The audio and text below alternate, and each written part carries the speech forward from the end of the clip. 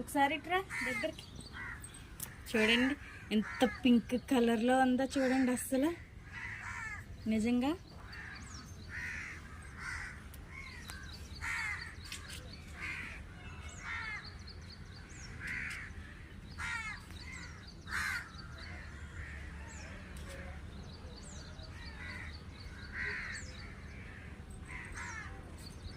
ఇలా చూపించి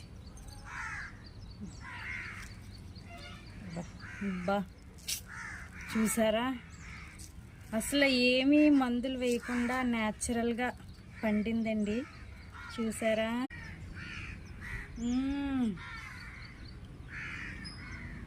చాలా బాగుందండి నిజంగా.